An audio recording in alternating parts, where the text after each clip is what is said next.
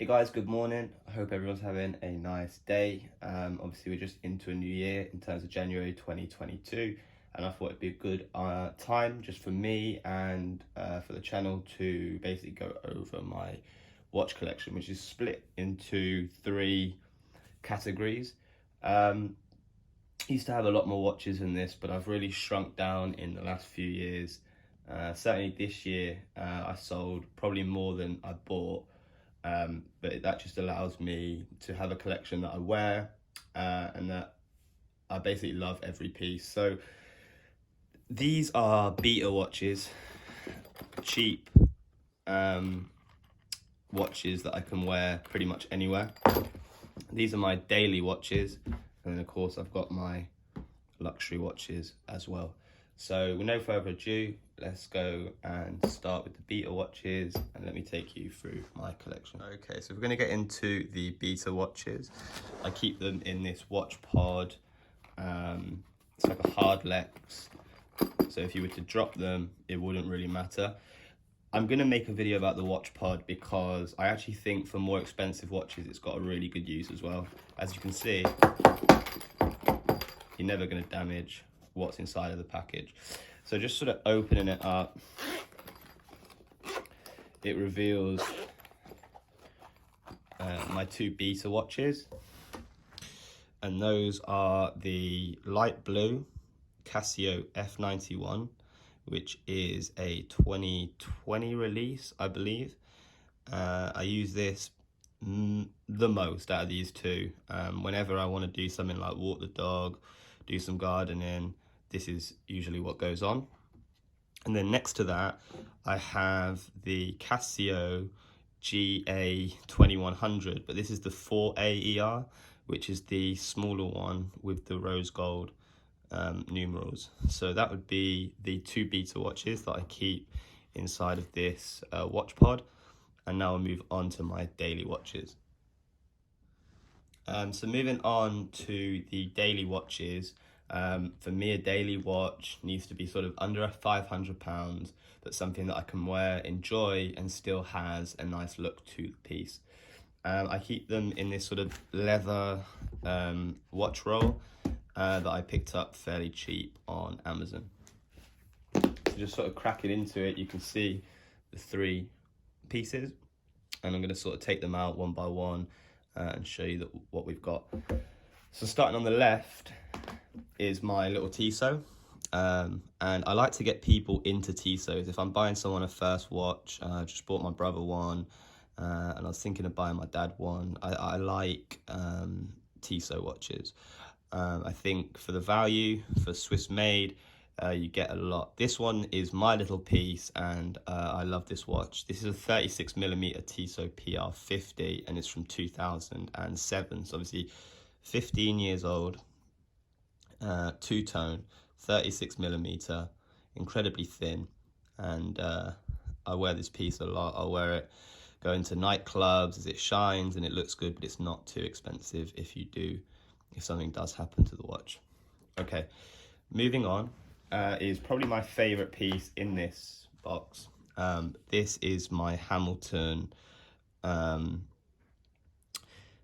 khaki navy scuba. Now this is the quartz, which is the smaller model, which fits on my wrists much better than the automatic 42mm. This is a 37mm. It's got a sunburst grey dial, sapphire glass, same as the Tissot, an ETA quartz movement, again same as the Tissot, and yeah, nice bezel. If I show you the bezel action, it don't click as well as a watch that I'll show you in a minute, but for an everyday watch, it's a lovely piece. And then we'll finish that off with a watch that I was left by my late grandfather. And if I take the back off this watch quickly to show you, it was engraved, I don't know if you can make that out, and he got this watch for working at Sainsbury's for 25 years. It's solid gold, and on the back of the watch is 1999. There you go. And that is my year of birth. So this watch, obviously, because my granddad's passed away, and that's my mum's dad, and then obviously he worked 25 years to gain the watch, and on top of that, it's got a date on the back with the year that I was born. This has incredible sentimental value. I've got it on the gecko leather blue strap, and then just quickly, I've got the Hamilton on a gecko charcoal grey sort of suede leather. So they're my 3 daily watches, and now we're going to go and get into the luxury watches. Okay, so getting into the last bit of the video, these are my luxury watches. I keep these in more expensive. This is a Wolf watch roll, and it's the black one with the charcoal grey interior.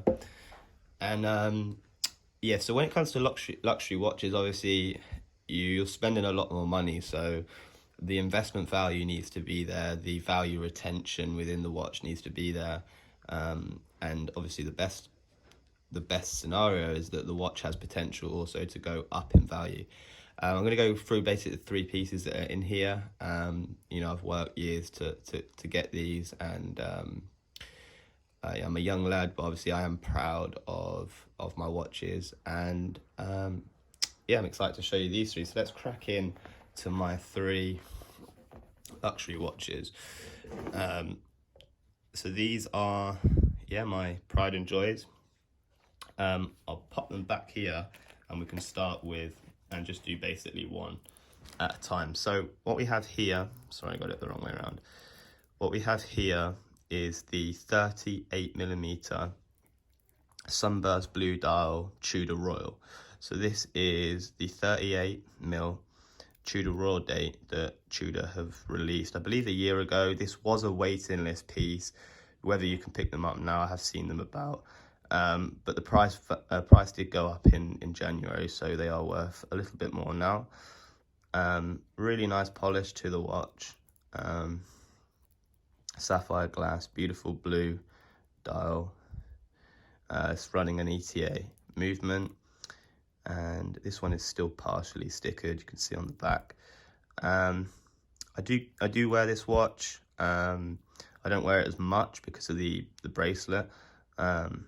I don't really like it, but certainly one that I love in my collection.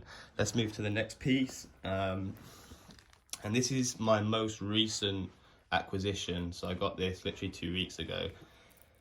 But this is the Zodiac Super Seawolf, the neon. And I absolutely love this. It hasn't really come off my wrist. I love the Jubilee bracelet. I'm not going to do sort of a full review, but the stretch at the bottom of the bracelet is fantastic. I love the double glass on the fronts, obviously the mineral glass around the bezel, the sapphire glass inside. It's got a great STP movement, which is sort of in-house because the same company group own Zodiac and STP. And the colours you can get on these and just the way they look are absolutely fantastic. I really love these watches. And then I'll finish off with the last piece. So this, obviously, I've built up to for quite a few years. I started out with smaller Rolexes and then just sort of built my way up. But this is the 2021 36mm Wimbledon dial. And for someone who has small wrists, you know, my Hamilton is 38mm, my Tissot's 36, my granddad's watch is 36, the Rolex is 36, the Tudor's 38. The biggest in the collection would be the G-Shock or the Zodiac, but I have small wrists, so I like small watches. And for me, for a small Rolex, the 36 Wimbledon was a dream. I love the Wimbledon dial. I was waiting for them to release it on a smaller watch, and as soon as they did, I gave him my old Rolex, I added some money, and I picked up the 2021 36 Wimbledon.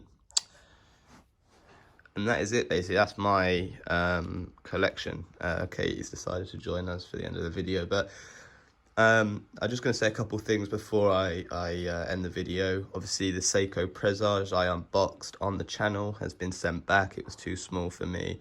A couple of Swatches and Casios and stuff that I felt were just making the collection a little bit cheap have also gone. And the only watches that I haven't mentioned today are basically like my first ever G-Shock that I've got in a safe in a bank where these usually live, but I've had to go and get them today to make this video.